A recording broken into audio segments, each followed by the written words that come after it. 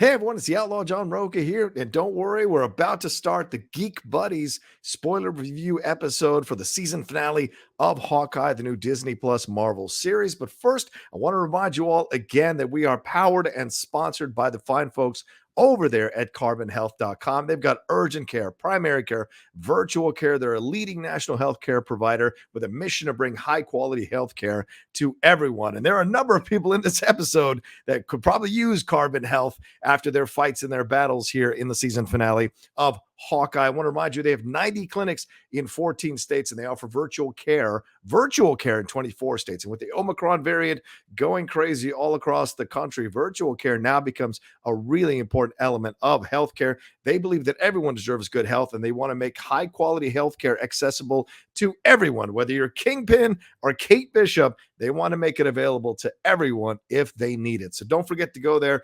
www.carbonhealth.com. They've got all kinds of resources and information for you. So go and look them up and get taken care of if you need it during this holiday season and every season afterwards. All right, without further ado, let's get into the season finale here, the Geek Buddies spoiler review for Hawkeye.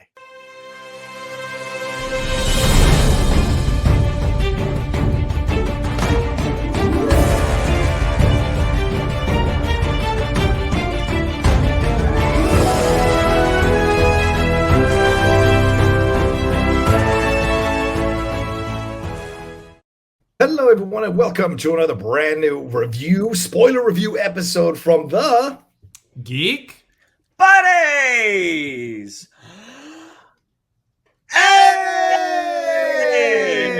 I can only be so loud in a hotel room here. We are recording this.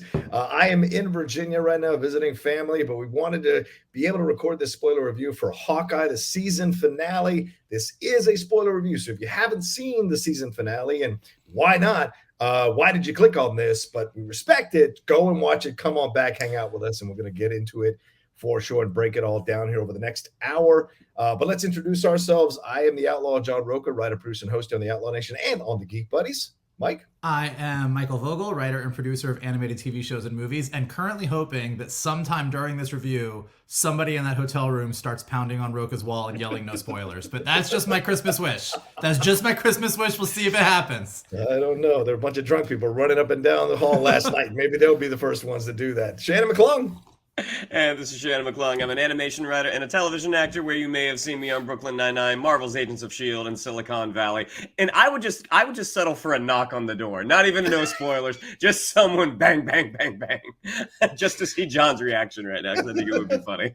Well, the Lady Outlaw might make a cameo. I don't know. She's out of Target and she's walking back. So who knows? Who knows if she'll be jumping in. What an appropriate store for this episode, though, right? Nailed it. Nice. Wow. So bullseye of a joke right there. Hit the mark for sure. So this one's called So This Is Christmas. This is the finale episode, 6 episodes for this Hawkeye series here on Disney Plus from Marvel as well. All MCU canon here. So much stuff was wrapped up. Some stuff was introduced. We got to see the return of another character from the Netflix Marvel universe. If those of you who've seen Spider-Man No Way Home, you know we had possibly another character come back. No spoilers. So much happened in this episode, and this was the longest episode of the series, 1 hour and 2 minutes. This one was not directed by Bert and Bertie. This one saw the return of Rhys Thomas, who directed the first 2 episodes. So let's start, as we always start, with the overall thoughts. Michael, take it away. What's your overall thoughts on this finale? I mean, I just was smiling the whole time. I was so happy. First of all, because this Christmas, my favorite giant fat man is not Santa. It is Wilson Fisk, and I'm real happy he came back. Obviously, we knew at the end of the 5th episode he was coming back, but he came back with a bang this time. Super happy to see him. Don't think we've seen the last of him.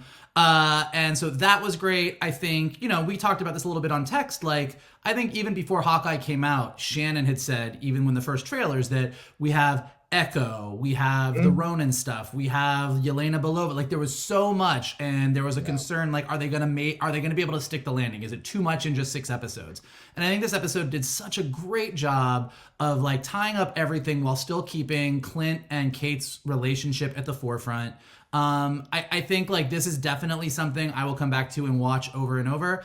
I don't know that it I don't know that it quite surpassed WandaVision for me. I think WandaVision is still so high concept, and I am a gay man, and therefore am required to love the Scarlet Witch more than anything in the world. But it came really, really close, and is definitely the second best to me out of all of the Marvel Disney Plus entries we've had so far. Okay. Shannon McClung, your overall thoughts on this finale? I mean, Rhys Thomas directed those first 2 episodes, and in those first 2 episodes, I think that was some of the not as dynamic action as we would then get in episodes 3, 4, and 5.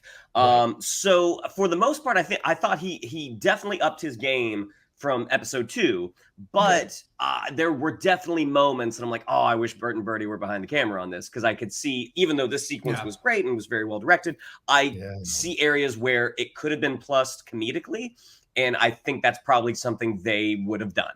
But to agree with Vogel, I mean, I thought they stuck the landing. I thought all the major characters, everything was done with a nice bow. There was one minor subplot that I was like, meh, okay, that's fine, little silly.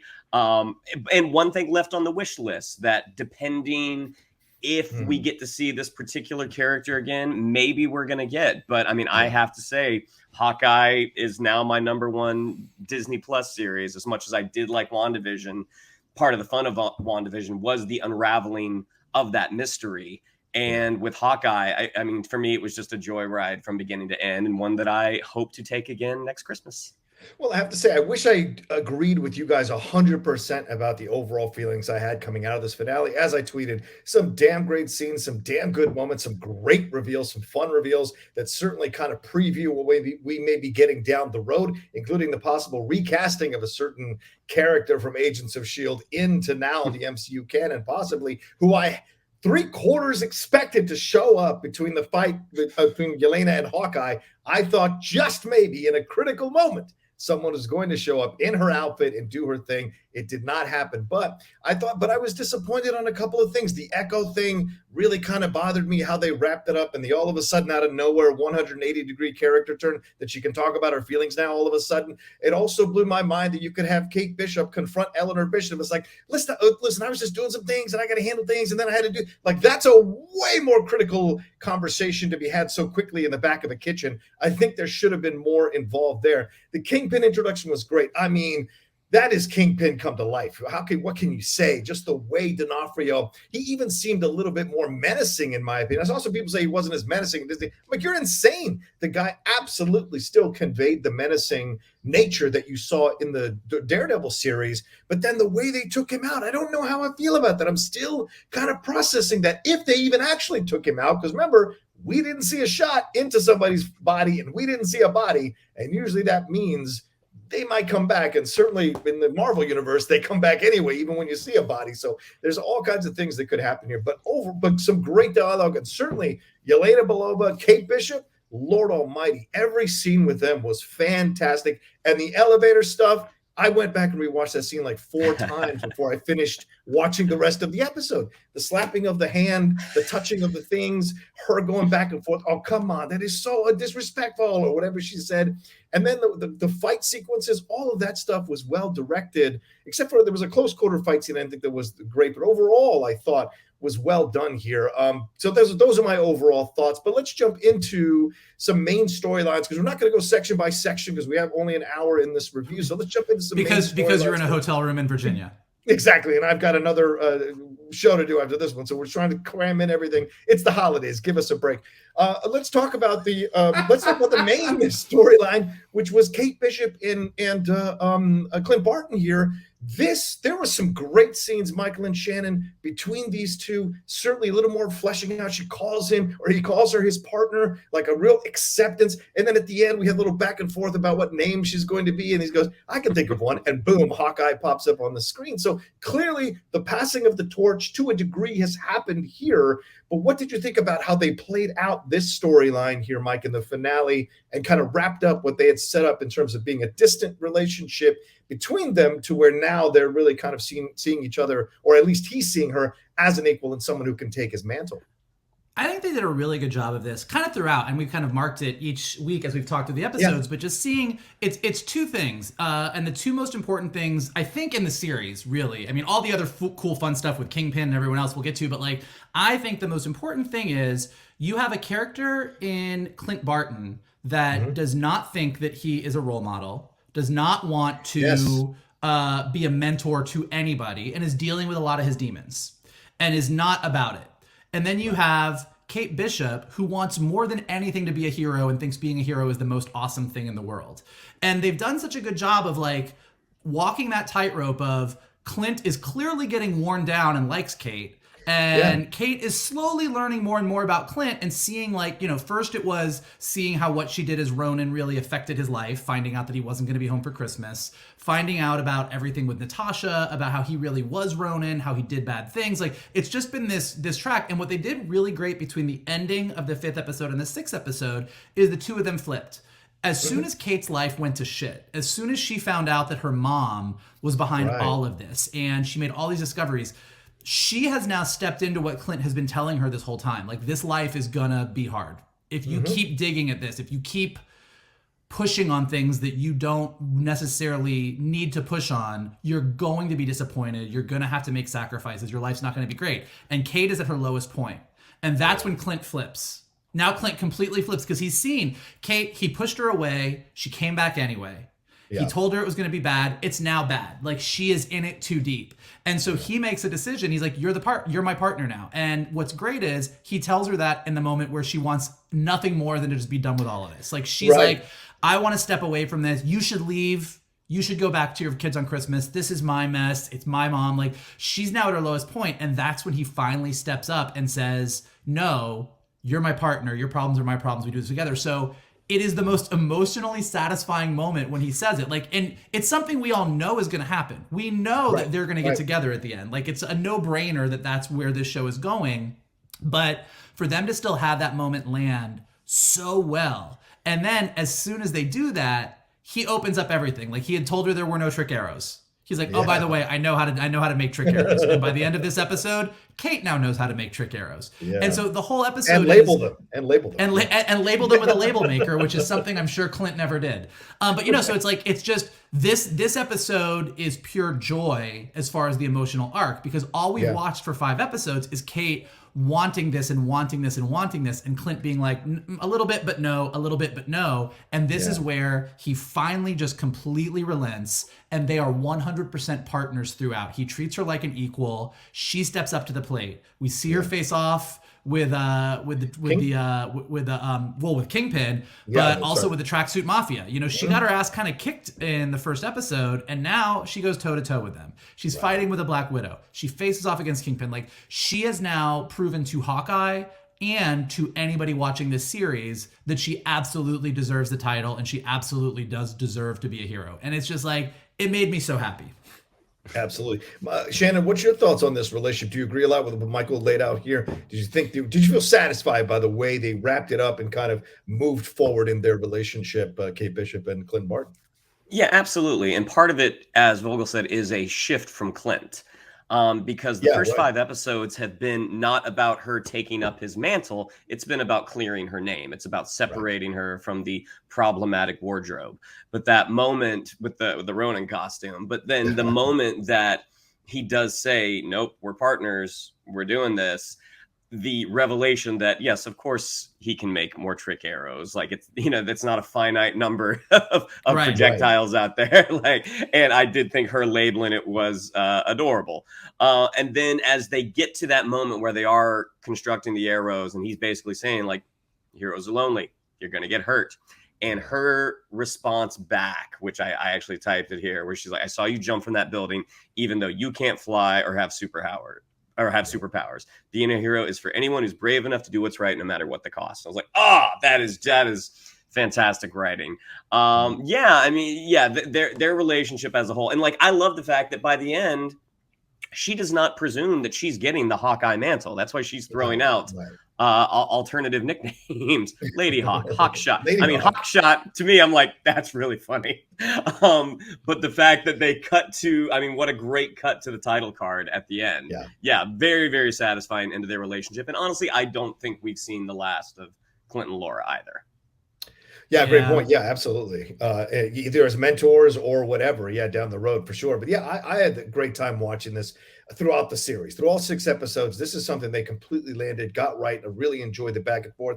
And you're right, and Michael, you make a great point. The switch happens just at her lowest point because, you know, like Clint told her in that diner, you're going to have to lose things. You're going to have to do, and she was like, but you get the costumes and you get to do all these things. And then finally it hit home for her what he was talking about, because he was talking about losing his family for 5 years, losing Natasha. These are the prices that he's had. And God knows what else that we haven't even gotten into with Clint Barton's past too deeply that he'd lost through the whole process of becoming Hawkeye, which we haven't even touched on. So he's talking about real experience. And, you know, the youth, the hubris of youth is like, yeah, but you get all this stuff. And then finally she has to, it's almost like an initiation, her losing Eleanor Bishop, her having her mom arrested, and then having her mom say, is this what heroes do? Setting up the villainy, the issue between both of them down the road, have their moms arrested on Christmas. So even a villainous mom can drop a guilt trip on you on Christmas Day. That's for sure. So all of that is there to work. Passive aggression. The passive aggression is brilliant.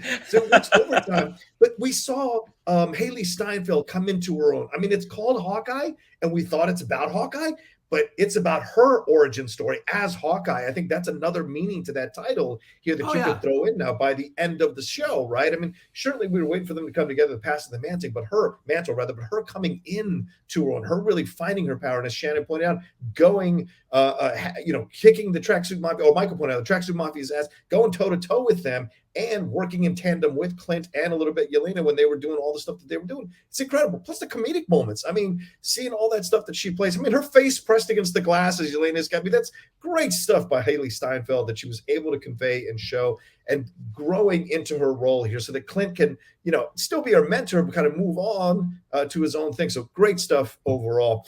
Let's move on to real quickly. What did we feel about the Eleanor Bishop, Kate Bishop relationship? I go back to you, Shannon, on this one.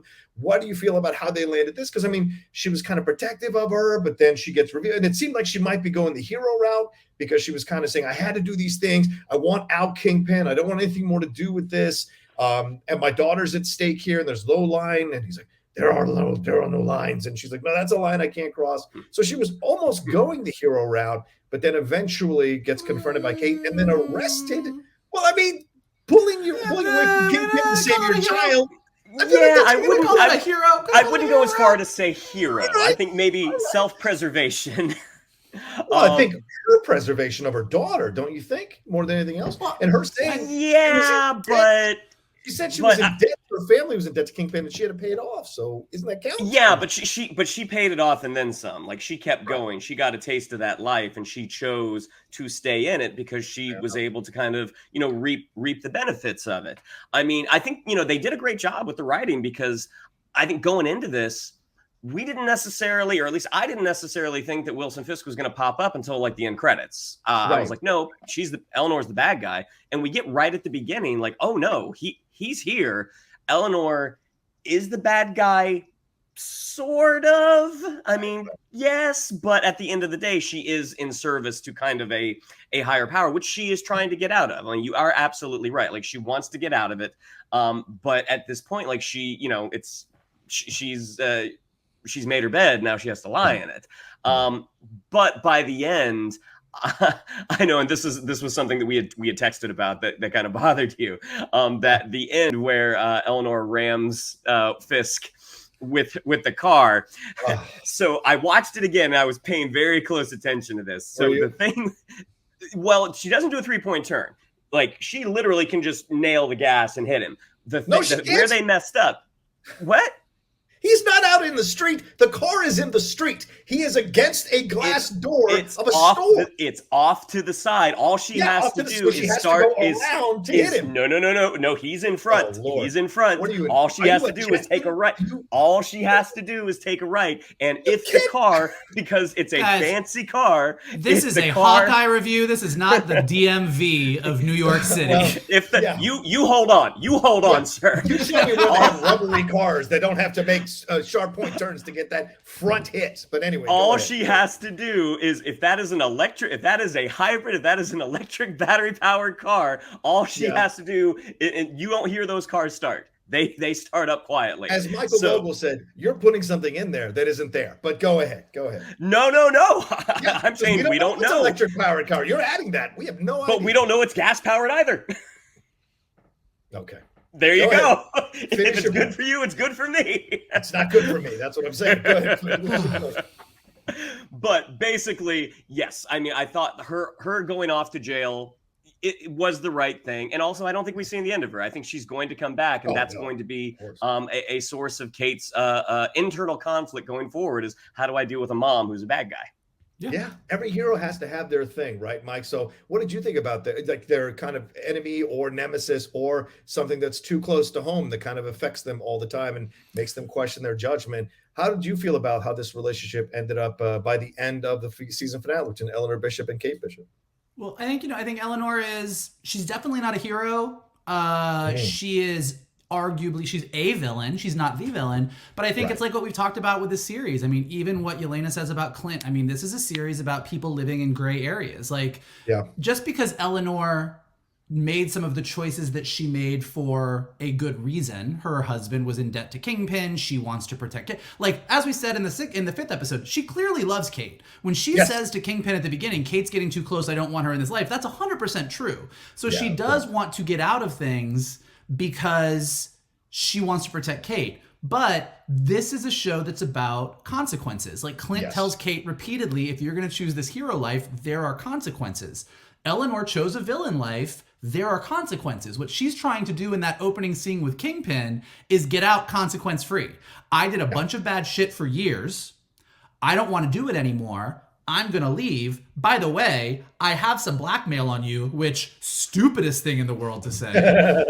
When Vincent D'Onofrio, the way that he says Goldman Sachs, when he goes, Goldman Sachs, when he goes, this Eleanor Bishop thinks she can quit on me like it's Goldman Sachs. Like, I was like, oh God, this guy's gonna, don't fuck with this guy. But I think what's great is then at that scene at the end, after Eleanor very logically hits Kingpin with her car. She... Not very logically. Get the fuck out of here. Not very logically. I think that what's great about it is the conversation that Eleanor and Kate have is about consequences. Like, Eleanor is like, all right, well, we're good. We're done. Like, we can go back to normal. And Kate's like, no. And Eleanor still thinks, all right, well, we hit Kingpin with the car. Like, we're good now. And Kate's like, no, there are consequences. You still need to pay for what you did. And Eleanor is like, is this what a superhero does to their mother on Christmas? Which, passive aggressive as fuck. Also, Kate clearly feels shitty about it, but those are Kate's consequences. Kate made a choice to be a hero, and the consequence is you've got to do this to your mom. Eleanor made a choice to be a villain, and the consequence is your daughter's sending you to jail. And I really love that Kate still said to her mom at the end, I love you. Like, I love that they're not doing this black and white, like, my mom was the bad guy, so now we have this tortured relationship. I think Kate and Eleanor actually have kind of a nice relationship. Like, when we saw them in the fifth episode, when she was talking to her in her room, like, they actually do love each other. Like, Eleanor loves Kate, Kate loves her mom, but they are now on opposite sides because of these consequences. Yeah, if you ignore the big lie, they have a very healthy relationship. But it's a hell of a big lie to be telling, But I'll say this. I really liked what Vera Farmiga brought to the table. I hope this isn't the end of it, because I don't think she had enough time to really sink her teeth into this role and get more. And it seems to kind of betray her to really think that she'd be dumb enough to tell Kingpin that she has betrayal material. That's not something an intelligent woman who's been working for this man for 10 years or whatever would do. just wouldn't happen. So to me, it was a little bit like, it was a little bit convenient. It doesn't make sense. But okay, fine. We want to get to this moment where she kind of defies the laws of physics and rams a car in that no one can hear in the Kingpin. Fine. Because let me explain something to you. This is how you drive a car into somebody front first. You don't drive a car into somebody front first on an angle and somehow end up straight in the store. That makes no goddamn sense. So God, what I would not give for you to have a dry erase board in that hotel room right now. Yeah, Diagram this for us. This is how you drive your car into somebody, not like this straight. He wasn't standing in front. So anyway, whatever. But either way, I didn't like that they went that route. And and you're right though, Mike. She was self-serving. She thought, well, I'll just hit him with the car. We escape. And it's like, no, you did that so that you could get out of the situation. Yes, you're saving your daughter, but also you're saving yourself. So it wasn't a fully heroic moment in that decision, but it is a bear moment. So you got to give her credit for that. She was taking care of her daughter. And Kingpin could have ripped her daughter in half. I loved, then we'll get into Kingpin in just a second, but I loved the back and forth that Kate was having with Kingpin as well, just to add a little more element to Hailee Steinfeld's performance. It was great, but her and her mom, Michael, you nailed it. There are consequences. And Clint warned her a few episodes ago, you're going to lose somebody you love, or you got to make sacrifices. This is her sacrifice, and this will carry on. And it'll be because Eleanor Bishop constructed her reality. And in her reality, she has a reason for everything she's doing that makes sense to her and makes her seem like she's the good guy. She's the hero of her own story. So she cannot understand why Kate Bishop has made the steps that she's taken to get her arrested, because I took care of you all your whole life, and I rammed a damn car into Kingpin to save your life. Why are you sending me to jail? And so it makes you understand the villain more, which is really smart by Marvel. So I think that's a great point. Really quickly, just before we jump on, I think that's a really great point. And I think what makes Eleanor really interesting is I think Eleanor believes in everything that you just said. And I also think what's interesting, 100%. She said it repeatedly. She says it in the first episode, and she also says it in this final scene. She says, I took care of you like you couldn't live a life with nothing. Like, I did all this for you. Right. I got all this money for you. But really, in looking at the two of them and looking at like where Kate Bishop lives, her apartment, I think Kate Bishop would be just fine with no money. It's Eleanor that loves that life. And I think what we're going to see, if we do see her further down the road, which I agree, I really hope we do. Yeah. I think that Eleanor getting out of jail, even if she got a clean slate, is going to go right back to the life that she's been leading, because I think that she's the one that needs that lifestyle. And I think that's where her and Kate's relationship will continue. Kate's going to be like, Mom, why are you doing this? And she's like, no, it's good reasons. And she's like, no, you are a bad guy. And I think that's going to be a great relationship to return to. Yeah, Eleanor is a survivor, and she's going to take the life preserver wherever she can get it. And in prison, my guess is the one who's going to throw it to her is Kingpin. Yeah, a woman in a patriarchal world trying to survive after her husband's been killed by the Avengers. Here comes and finding out. Supposedly, we don't know 100% the evidence if it's correct what she's saying or not. That her husband was in debt to Kingpin for a lot of money. Kingpin kind of confirms that, but what is the debt? And he also calls her out and says, but you've done pretty fine as well in this relationship, kind of making her clean. Like, you've enjoyed making the money too. Don't come in here like you're, the good person here. So it's good to get called out here. But yeah, you're probably right. Kingpin probably pulls her out of prison, sets her up, and she now has even more animus towards Kate and more of a desire to be on Kingpin's side in this situation. So it's really possible. So also, and speaking of Kingpin, her husband was killed by the Chitauri. Let's just be clear. Let's not throw everything at the Avengers' feet. Well, we'll blame it later. If he's dead, right? He was credited for the whole 6 episodes. He only showed up in 1 episode. It threw me off. I thought he was going to show up in flashbacks or whatever. But anyway, let's move on to Kingpin here. Let's jump into that storyline. Really a big reveal. We got last episode. It had been hinted at, obviously, from the first stroke of the cheek of young Maya. But finally, we get to see Vincent D'Onofrio in his glorious return. He also posted a really wonderful message on Twitter. If you guys haven't watched that, it was fantastic, kind of promoting him showing up and all the work he did on the show. We got him to show up, and he looked fantastic, menacing, the back and forth, everything like that. His conversations with Kazi, which I thought were really interesting, gave more color to that character too. The back and forth with Eleanor, and then him saying, there are no lions. What do we do here? And all of it. And then the arrow situation with Kate just snapping that arrow in half and Kate being like shocked and then throwing her all around, getting hit by a car, still able to get up and wander off, and then eventually, possibly, but probably not, shot by Maya there in the alley that we don't really get. Yeah, exactly. We don't really see. But I have to throw both possibilities in, Mike, because we didn't see anything. Michael, let's go to you since we started with Shannon on the last one. Michael, Kingpin, what do you think about D'Onofrio's performance? And there are critics who are saying they're pretty pissed off that he was handled twice very well by both Kate Bishop and then later Maya, and didn't get a chance to really do his thing. So what do you feel about that criticism, and what do you feel about Kingpin being a part of this episode? I mean, he really threw Kate Bishop around quite a bit. Like, I think he gave as good as he got there. I think it was great. I mean, I think he's amazing. I think I love his, some people don't love it. I love his portrayal of Kingpin from Daredevil. I think it's so interesting. It's not, strictly speaking, the Wilson Fisk that we know from the comics. Right. What he brought to it, which is this really weird thing, and it definitely continued into, hold on one second. Yep, boom. You all right? Yeah, phone was ringing. What he did in the Daredevil series that he definitely carried through into this series is that his Wilson Fisk is a giant man-child.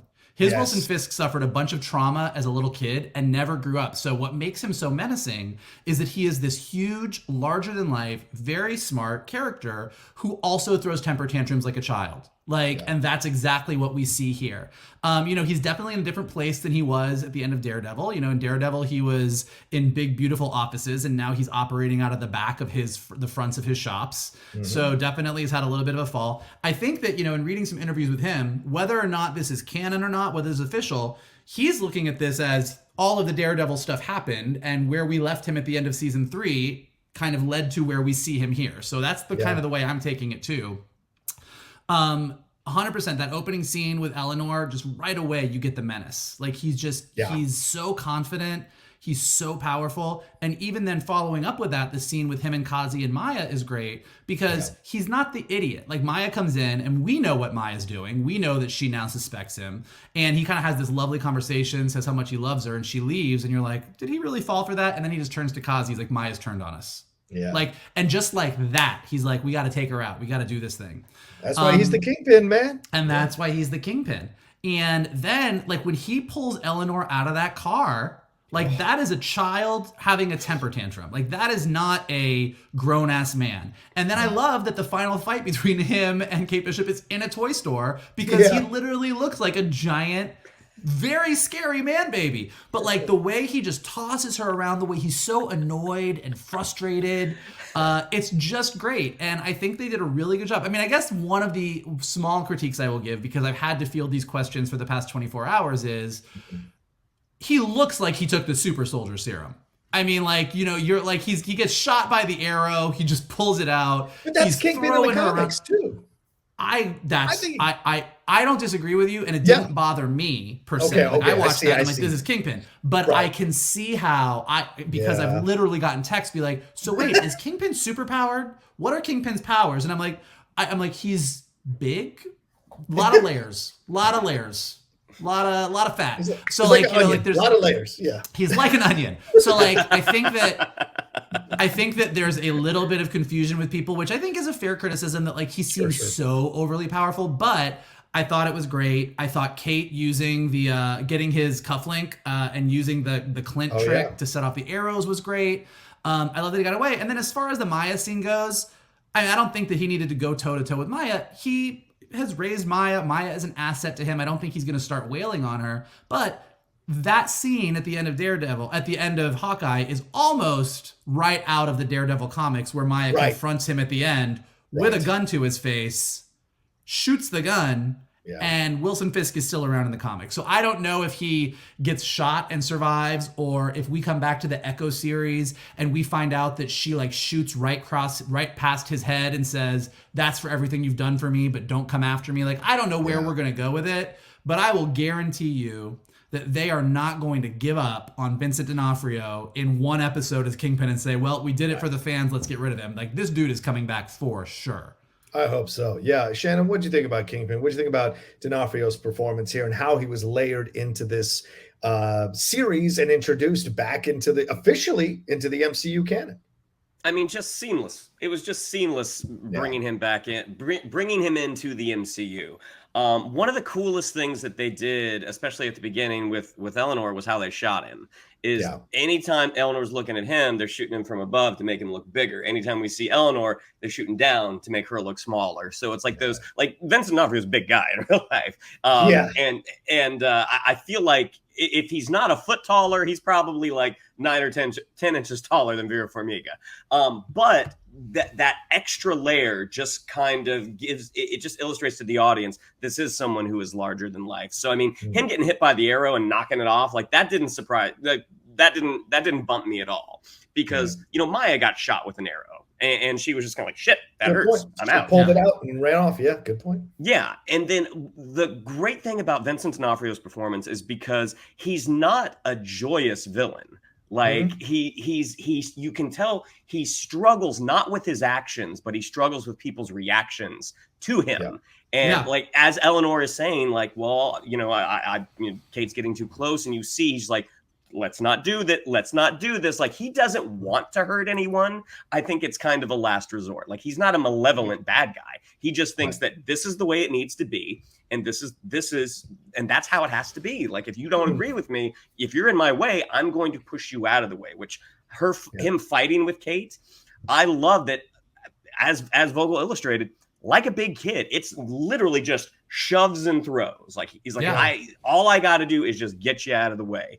And yes, at the end, when we hear that gunshot, at least what I heard was, you hear the gunshot and you hear the bullet hit something, and it is not a person. It sounds like it hits a dumpster or a building or something. So yes, he definitely is not dead. Like, he's coming back. You can figure that sound out. You can't figure out the sound of a car taking a turn to hit. Okay, all right, fine. Now let's go. I agree. I liked Kingpin. I enjoyed Kingpin. If your car's making noise when it turns, then you need to get your car checked on. The car makes Anyway, I loved D'Onofrio being a part of this. It was great to see him I wanted more with him. And yes, it makes sense. And maybe he's not going to kill Kate, right? Because obviously it's a Disney Plus show, a Marvel show. But tossing her around like that, in a way, is kind of reasserting his dominance. And you say he's not a malevolent bad guy. I don't know if I 100% agree. I understand your point of view, but I don't know if 100%. Because, I mean, he said to Kazi, we got to remind people that this is still my city. And him saying there are no lines we can't cross, which is, of course, very convenient for him to say. But when his wife and son are in danger later on in the story of Kingpin, oh boy, we can't cross those effing lines. So it's like, it's interesting how it's convenient for him. So I think there is a little bit of, agree with Michael, there's a little bit of man baby, but also a little bit of malevolence, because he wants to maintain a certain status quo and a certain status in this city, because it reinforces his bruised ego from when he was a child, which I think is a nice interpretation to fit within the Disney Plus universe, because it always pushes the idea that no one is unredeemable at some point. Every villain has had a moment to come back from the dark side, or had a conversation to possibly come back from the dark side, and they choose to take it or not take it. So I enjoyed that, enjoyed the back and forth, loved it. The ending, the ending was interesting, but it didn't bother me, right? My issues with the Maya stuff, we'll talk about that, I think, in just a little bit. But overall, I thought he did a great job with it. It's nice to have him part of it. I'm curious to see how he's going to show up. I'm curious to see how the other person from the Marvel Netflix universe is going to show up, in what situation and what quantity, for sure. And I agree with you, Mike. I think for sure we'll see him in the Echo series. Yeah, I think if I was going to say I think that Kingpin in the comics is malevolent. Yes. I think Kingpin in the Netflix series and now the Disney Plus series is sociopathic. Like, I think that Kingpin, Kingpin in the comics is clearly a bad guy who almost enjoys manipulating everything from behind the scenes. I think this dude is a sociopath. I think Shannon's right that he just wants what he wants, and he's ready to clear anybody off the board. But this is a dude that, like, got through a temper tantrum in Daredevil and slammed somebody's head into a car door until they died. This is a guy who has, like, Eleanor was like, I'm gonna leave, and he's like, she can't do this, we're gonna go kill her. Like, I don't think that he takes joy in it. I think he's so sociopathic that he's like, this is just what I'm going to do. I don't know. He's crazy. I love it. Love it. And by the way, when Michael brought up earlier this idea of, like, people asking him questions and people asking online, like, is this guy super powered or whatever? It's the same thoughts we had when we first encountered Kingpin reading the comic books. How was this guy able to handle 10 people at once, or knock arrows out of his body, or take bullets and keep coming after people? We all have that initiation moment into Kingpin, and then we accept it because it's so well portrayed in the comics. Or, that's fair. Very well said. Yeah, fair point. All right, let's move on to the Echo storyline, and then we're going to jump into Yelena because I think we saved the best for last. The Echo storyline here, Shannon. Let's start with you here. How did you feel? You've been championing Alaqua Cox through all our reviews here. Her getting a shot to do more. I felt like I enjoyed, but then didn't enjoy some of the things that happened here with her. Tell me what you felt about how they stuck the landing with Alaqua Cox in this finale. And Echo. I mean, I thought it was a natural progression and a natural end as well. Okay. Like she shows up, and there is a shift in her behavior. I mean, yes. And whether or not she has honestly changed. I mean, and Fisk even says like this is quite a turn from what you've been doing recently. Right. So when Fisk stops her and says he loves her. And then she says, I love you. I love you too. Yeah, that's the moment that it's like, okay, yeah, he knows she's going to try to take her out. Right. What was really interesting was the moment with Kazi, because when she's like, we can run away together. There, I didn't believe her. I'm just like, yes. She's not interested in him like that at all. That's what was my frustration. Yeah. But see, I don't think that. I think she was probably trying to deceive him. She was saying what she needed to say in that moment. I don't think that. Right. I don't think she had any intention of running off with him. Like now, like it's been about killing Ronan because Ronan killed her dad. Now it's about killing Fisk, and Kazi is in the way. And so she's going to do what she has to do to remove him. And even when she killed him at the end, I don't think it was deliberate. I think it was sort of like, this was sort of a not an accidental killing, but she didn't mean to do it. Yeah, kind of. All right, fair. Michael, what did you think about the Alaqua Cox Echo storyline here with Maya Lopez? I think. I echo Shannon. I think it all went exactly kind of as you would expect it to do. I thought the scene with her and Wilson Fisk was really great because it was so clear that she wasn't feeling what she was saying to us and to Wilson. Like it was. She did a good job of playing I'm trying to just play it cool, but like my emotions are gonna get the better of me.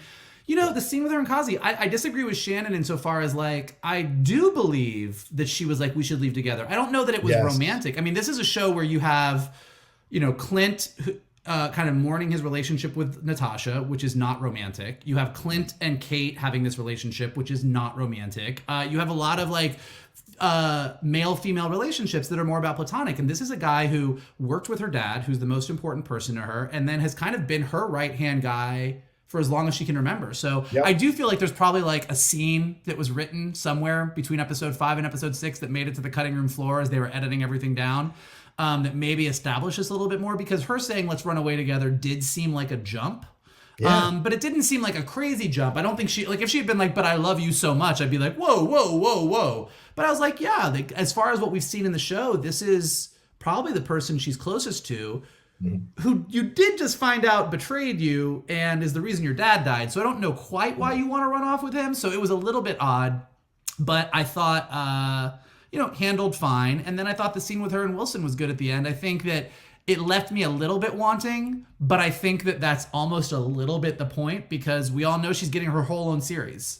So it's like, if I think out of everybody, did the Echo storyline take, third tier to the Clint Kate story, to the Yelena story, and then the Maya story? It is kind of the third tier story, but it's a third tier story where the girl was so amazing that she's getting her whole own series where we're really going to dive into everything. So I feel like that was okay for me. Fair enough. And I think, I saw someone tweet back at me, because a lot of people agreed with my point of view that I saw on Twitter, but then also came back at me with the Echo issue that I had. And they said, it's like the Monica Rambeau thing. Great introduction. Didn't quite stick the landing at the end, or there was some confusing stuff. And I think I agree with that. I think there was great intro for Alaqua Cox, for Maya Lopez's interpretation of it, and to see for Maya Lopez's interpretation, for Alaqua Cox's interpretation of Maya Lopez Echo. I think it all worked so well up until this moment. And yes, I agree with you. The opening scene with her, and you can tell she's like, let me see what I can get away with him. Let me see if I can convince him. I need a couple days off, blah, blah, blah. And when we see her come back, that 180 turn, because that was trying to be laid throughout the series. Kazi telling her, we got to stop chasing Ronan. We got Hawkeye showing up in the back of Kazi's truck saying, Kazi, you got to stop her from coming after Ronan. This isn't good. And then, him trying to get her to open up about her feelings. So clearly there is genuine effect, and her begrudgingly giving him any feelings and then being, kind of rough about it and then walking off frame. That you don't solve your ability to talk about your feelings in like a week or two. It takes a long time to get to that point where you can open up the way she did. And Michael, she may not have said, I really, really love you, but telling somebody you're going to run away with them is essentially saying, I really, really love you, at least in my opinion. So it seemed kind of out of left field. But yes, I agree with you. The scene with her and Fisk at the end, though, I liked that back and forth. That really worked well. And you can tell that she has kind of gone through her own journey, just like Kate has gone through her own journey, kind of stand on her own 2 feet and be who the hell she is now, knowing who was really behind her father's death, now knowing who betrayed her that she loved or cared for, Kazi, and where now she fits and why she must be away from Wilson Fisk and this life of crime, which, by the way, Kazi told her this was never supposed to be your life. And I think that was a moment of real affection for her, that she kind of moved into this direction because of the death of her father. And now, in a way, killing him is like moving into the new direction, into more of a heroic direction, which we'll see. So, all right, well, let's get into, we've delayed it long enough. Let's get into Yelena Belova. What a performance here. And yes, we'll get into Jack Duquesne Island a little later, which I already have a nice condo in. But let's talk about this whole situation. Let's talk about this whole situation here with, she was the star in essence of these last few episodes. What an incredible job she did, Florence Pugh, with this character, Michael, with Yelena Belova, the back and forth with her and Kate Bishop, and then the back and forth with her, with Clint Barton there in the ice skating rink, getting her answers. How did you feel about how they handled all of this overall with her? I think Florence Pugh is so amazing. I don't even really know what, like Florence Pugh is one of those actresses that watching her act is like, she's like watching a master at work. Like, she's so good and so in the moment, and every moment is so solid, funny, emotional, whatever. And she got to show it all off. I mean, the second that she shows up in that fabulous green coat, she's amazing. And like you said, everything with her and Kate, like, she just has this ability to be 100% casual. And at the same time, I believe she could kill you in 2 seconds. Like, she is carrying both of those things at the same time, and it completely feels real. And just her being like, so like, Kate, don't follow. And she clearly just has this affection for Kate, which is kind of adorable. Like, particularly just looking at in terms of like what we know of these characters from the movies, like, she was Natasha's little sister. And I think there's almost this like older sister, little sister vibe happening with her and Kate that's really, really kind of sweet. And because we've seen her with Natasha, and sort of craving Natasha's attention, and you have this little girl who wants to be a hero, like, it's kind of very genuine. Like, she's not gonna try and kill Kate if she can help it. Like, she really thinks Kate's kind of cool. And even when they're like fighting, the whole elevator scene is gold. Like, Kate just trying to do this stuff. And then when like they're fighting, and then she sort of whips out and reveals her costume, and she's like, did you mean to do that? And she's like, I did. I did not. No, it would not. I did not. It's just so great. And then, like, even when Kate's like, look, it's Christmas Eve, let's get a drink. And she's like, okay. Yeah. After I kill Clint, like, I really believe that Yelena would be like, okay, I killed Clint. Now let's go get this drink. Like, I believe every moment. So it was all gold and super, super funny and adorable. And like you said last week, John, I would watch Kate and Yelena together in any Disney Plus show or movie moving forward. I want to see them do anything together. But then you have the thing that we've really been building to, is this confrontation between her and Clint. And she's just an emotional wreck. Like, you just see how personal this is. And even when he's like, I can't explain to you what happened, you wouldn't believe it. And even when he's like, I tried to stop her, and she's like, you didn't try hard enough, and just starts beating the shit out of him. And then when that whistle happens, I thought it was so brilliant, because I'm watching this and I'm like, I don't know how you get out of this. Like, I don't know how you convince her. She clearly just wants to kill you. And when he does that whistle and she stops and is like, how do you know that? And then when he's like, she told me everything about you. And it's when he says, she talked about you all the time. And Florence Pugh is like crying, and she's like, what did she say? And all of a sudden she is just this fragile, broken little girl who just misses her sister so much. And then when she says to Clint, when she's like, you got so much time with her. Yeah. Like it's sort of this like the subtextual moment of like what she's really upset about with Clint is not really that he's killed other people, because God knows she's killed plenty of people in her past. And it's not even that she really blames him. I think what she's really upset about is this guy got the relationship with his sister that she wishes she had. And that kind of comes out in that moment. And then because this whole show has been about Clint dealing with the loss of Natasha, you just have these two people that loved her so much just kind of being like, we have to move on together. And like, it's like they get each other, and the way they felt about Natasha, like no one else does. Like, it was so great. Like, it was just so great. And the fact that she was so funny in one scene and so emotional in the other, I was like, dude, put her in all the Marvel movies. I can't wait to get like 4 more Black Widow movies just with her. And I'm like, I'm good. Yeah, we talked about the passing of the torch, Shannon, with here with Hawkeye from Clint Barton to Kate Bishop. Well, I mean, this is in essence the passing of the torch from Natasha Romanoff to Yelena Belova, as she, as Michael pointed out very astutely, she now becomes the older Black Widow with the younger sister of Kate Bishop there, guiding her through this whole thing, which really, really worked. And I think the way Florence Pugh played it was so brilliant, so confident. That's the thing about her, I think, in this performance. There is such a confidence, an unshakable belief that she is so relaxed in every moment that she's in, because nothing seems to threaten to overwhelm her at any moment. And she can have these fun little like sisterly back and forth with like, oh, come on, why'd you hit all the floors? Why are you being so annoying? And then just jump right out the window and take off and do her thing. It's brilliant. And the fight, like I said before, dragging her face across the window, all those little moments just work so well, because she's not going to kill Kate, because she said, if I wanted to kill you, I could have killed you. So she'll beat Kate up to get her out of the way, but she's not going to kill her. So there's a respect there and a begrudging friendship. And what did you think about overall how she did? And also the scene with her and Kate, but also the scenes with her and Clint at the end. I mean, her performance is just effortless. She's so good. Like, I don't know if there's a best supporting actress category in the Emmys for limited series, or if you just kind of lump it into everything else. If there is, I would have to think that there would be some Emmys love for Florence Pugh, because she was she was just the MVP. Watching her come in, just again, the confidence that you mentioned, John, just walking into this party. Can I take your coat? Nope. And then the genuine, as Vogel said, the genuine affection she has for Kate, that lightning quick slap. And then when Kate actually slaps her in the face, what was that? Like, normally the reaction would be, okay, it's on, but it's like, why did you do that?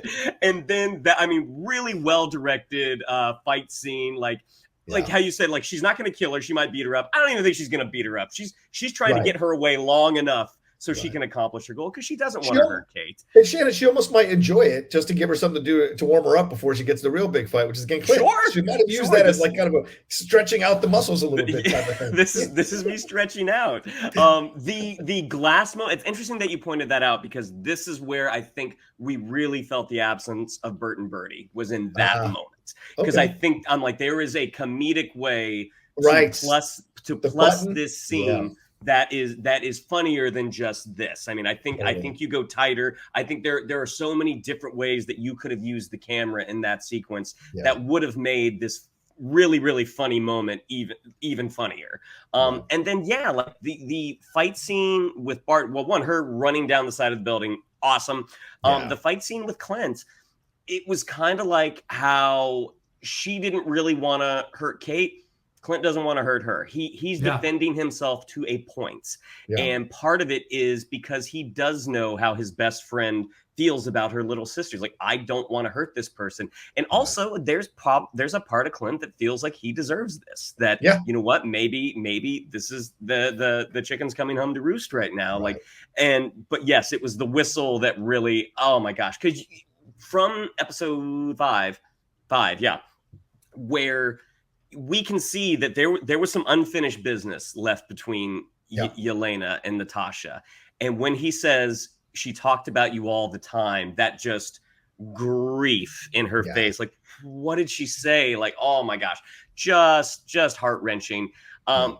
Florence Pugh, I don't know when we're going to see her again, but it's not soon enough. Yeah, agreed. Yeah, and I'm looking forward to it as well. I thought she was excellent, fantastic from the first moment she was on screen to the next.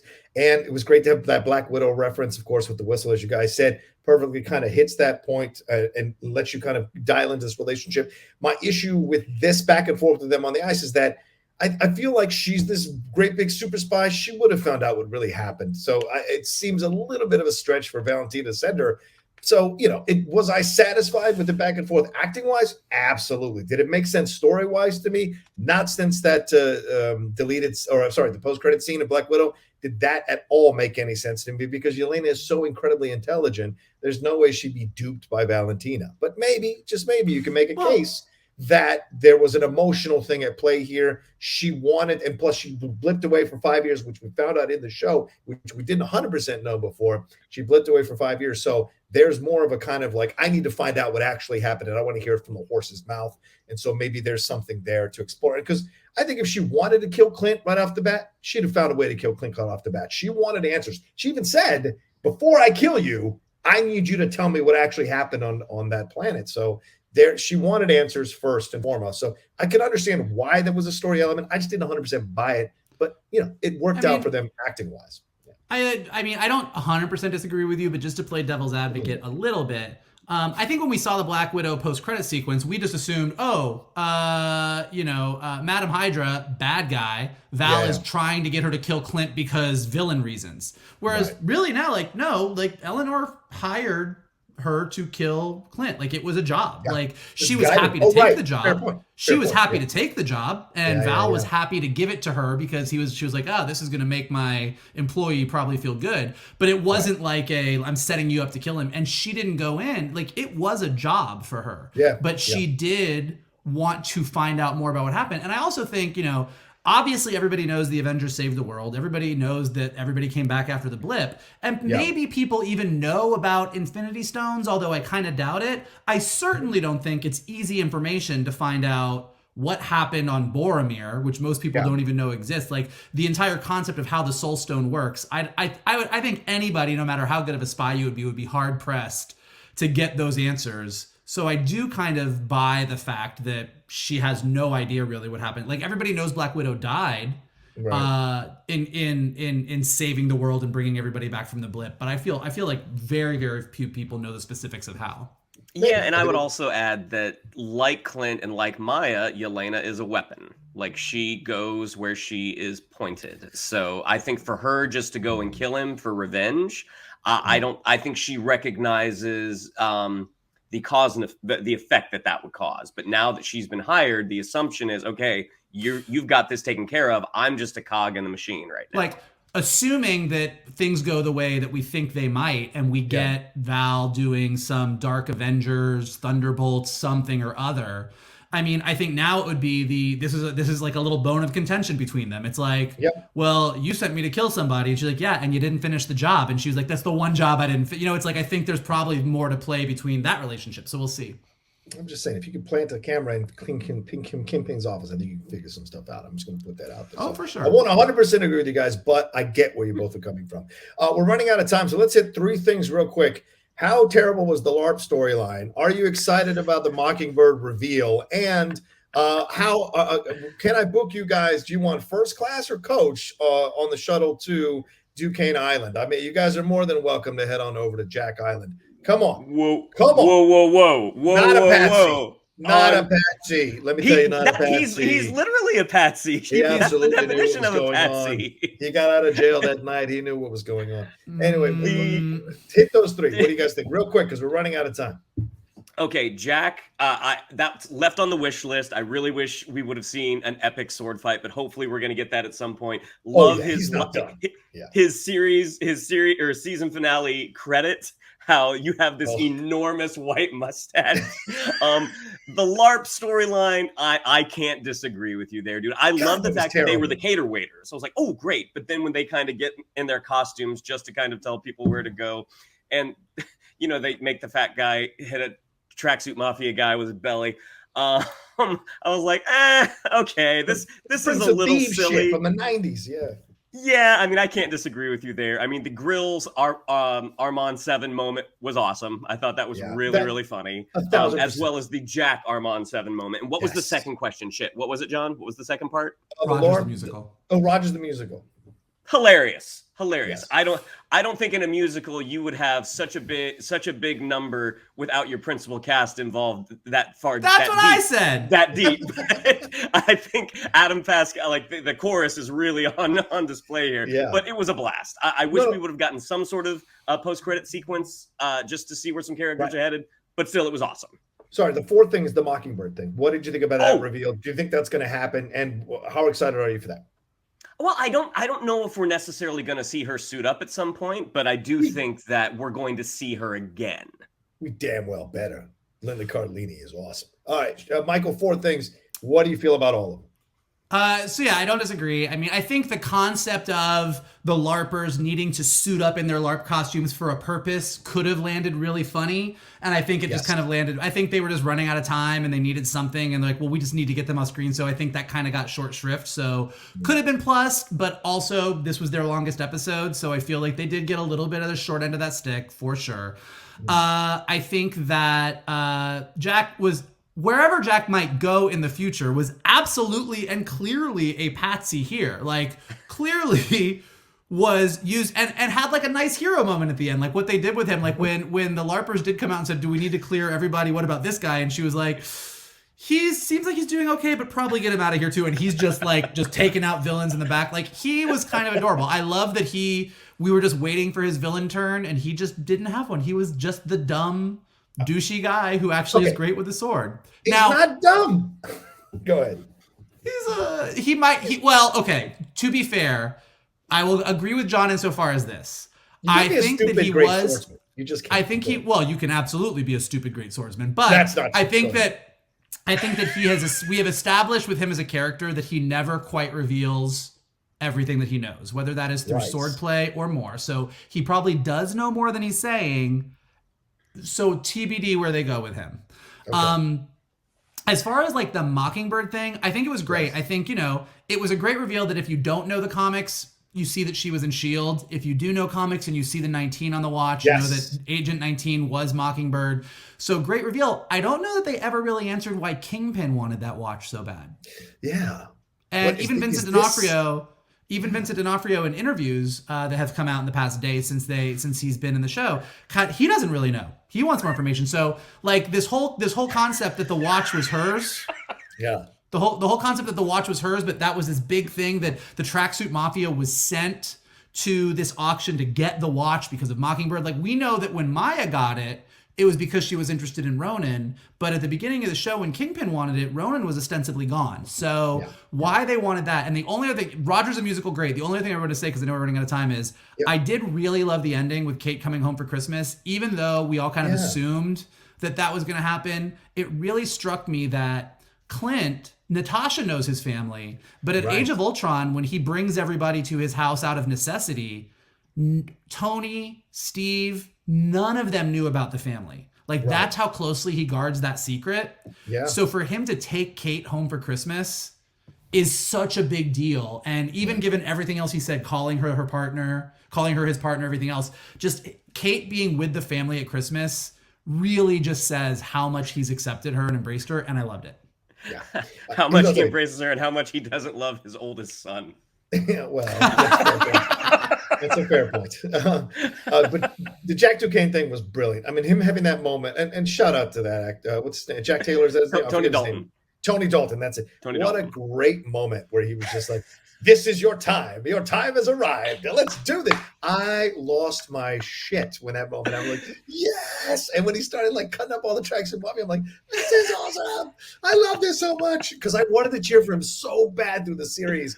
And so when he didn't go villain, I was like, this is genius. And he's not a patsy and he's not a dummy. He's way smarter than people think, I think. And I think, Michael, you kind of undercut yourself a little bit, Michael, when you said he doesn't let on. So he doesn't let on. It's fair. So we'll see down the road how much he actually knew about this whole situation. I love the Mockingbird reveal. Anything that gives you the taste of Linda Cardellini coming into the MCU in terms of being Mockingbird or being a superhero is exciting. But you're also fully introducing Agents of S.H.I.E.L.D. now, in essence, right? So it doesn't. I don't know if the TV show becomes canon, but maybe the possibility of Agents of S.H.I.E.L.D. No, Adrian Palicki. Hold on. I'm not saying Agents of S.H.I.E.L.D. the show. I'm saying you're opening the door to S.H.I.E.L.D. agents seeing more of them possibly coming through the MCU, seeing more of these people that had become superheroes be part of the MCU down the road. So that's a possibility down there. I'm saying it's possible. Loved Rogers the musical. Yes, Adam Pascal just should have sang the whole damn thing because he does sing the whole damn thing in the actual track, and it's great. And this was so much fun. I saw some Broadway theater people kiboshing it. I'm like, grow the fuck up. This was a lot of fun, and it was great to watch. Well, it wasn't going to be fucking Rent, okay? It was a lot of fun for what it's fit in to do. It's hilarious. It is hilarious for the parody that it is, and it's a very well done parody. Exactly. But like that on stage would be horrible. Like if we really had an Avengers musical and that song was in it, I would be like, oh dear God, Jesus Christ. But as the parody musical that exists within the MCU, I love it. Yes, agreed. And the fourth thing, and it was not an insult of Broadway. I saw some people say that. I'm like, come on, it's not. It's just making some fun. And the LARP storyline, man, I think the potential was there, certainly with Grills, and just to have it play out the way it did, it was just such a letdown overall. And I was sad to see that because they had done a great job of kind of making them a part of this and making it fun. And, sometimes Marvel has these ideas, but they got to fully flesh out the humor of them, or else it does really kind of stick out like a sore thumb. And having them change it, I wonder if they were pandering to the nerds who dress up in this kind of stuff and going like, we'll just make them somewhat central point, which is cool, but give them the good storyline ending. And I didn't quite hit there at the end. No, I know we're running out of time too, but my point is that I think that they ran out of time. He's responding to everything we say. God damn it, we got to go. I know, but I'm just saying, I got to make the point in defense of the creative team on the show that like this was the longest of all the episodes, and you had Clint, Kate, Yelena, Echo, Kingpin, Eleanor, LARPers. And I am sure that in some early draft of the script, the LARPers dressing up had some bigger moment and they had a big thing. And I think as they were trimming and said, look, we've got to cut, whatever moment the LARPers did have kind of got reduced to, all right, well, let's have them put on the outfits so that everybody pays attention to them. So I don't think it's they didn't know what to do. I think it's like, as usually happens, even with the Monica Rambeau story in WandaVision, as Jacques Schaefer came out and said, like, there was something else planned, and for time or other reasons, it had to get cut down. Well, I'm happily to cut. I would be happy to tell you where to cut other things and where you could have put in the LARPer stuff that would have helped. That's another counter to your counter. So we'll let it sit there. All right, let's wrap up. Final words here. We got to go in the next 2 minutes. Final words about this season finale. Let's start with you, Shannon. Or about the series. Sorry, as a whole. Hawkeye, WandaVision, Loki, Falcon and Winter Soldier. Hawkeye is number one. Wow, strong statement. Mikey. WandaVision, Hawkeye, Loki, What If, Falcon Winter Soldier. Okay, for me, Loki, Hawkeye, WandaVision, What If, Falcon and Winter Soldier. I think is that all of them? Yes. I think that's all. And I left What If off. What If is number 4. What If is below Loki. Fair enough. There you go. All right, well, there's our spoiler review for Hawkeye, the season finale. We hope you enjoyed it. Sorry we were pressed for time, but that's just the situation on the holidays right now. Thank you so much for watching this or listening to it on our podcast format. If you're not subscribed to the podcast, you need to do so. Shannon, what do we have to tell them? Yeah, if you'd like to follow us on social media, on Twitter, it's at Geek_Buddies, on Instagram, at _Geek_Buddies. If you'd like to follow me on social media, on Twitter, it's at Shannon_McClung, on Instagram, at Shannon the Geek Buddy. If you would like to follow Mr. Vogel, it is at NKToon. If you would like to follow Mr. Rocha, it is at The Rocha Says. Mikey? Hit like. Subscribe to Johnny's Outlaw Nation page. Leave comments below. If it's a podcast, leave some stars. Leave some comments. Helps us go higher in the rankings. If you're listening to us, that's what you got to do. If you're not listening to us and you're watching this on YouTube, retweet this video because you got to tell everybody that they got to hang out with the Geek Buddies because even when we're under a time crunch, we're super fun and exciting, and that's going to be amazing. Merry Christmas, Happy Hanukkah, Happy New Year. Well, we'll see you before New Year, but Merry Christmas. We love you. There you go. That's right. Well said. And once again, thank you so much to Carbon Health, who powered this show, sponsored this show. We appreciate the Madlings for sponsoring the Outlaw Nation and the Geek Buddies. They are a leading national healthcare provider with a mission to bring high-quality healthcare to everyone. Urgent care, primary care, virtual care. They have clinics in 90 clinics in 14 states and offer virtual care in 24 states. They truly believe that everyone deserves good health. Even the villains in this show deserve good health, and making high-quality healthcare accessible for everyone, whether they can afford it or not. They want to make that possible for everyone. So go to www.carbonhealth.com. See if there's a clinic near you. Already had 2 people tweeted us that they went and used the Carbon Health and were satisfied with their experience. Nice. So definitely go and do that. And thank you them so much for sponsoring our show. All right, that's it. We're out of here. We love you madly, and we'll talk to you next time. Yes, as Mikey said, happy holidays and Merry Christmas to everybody. Merry Christmas! A brand new episode here from the Geek Buddies! Hey! Ho, ho, ho, ho, ho, ho, ho.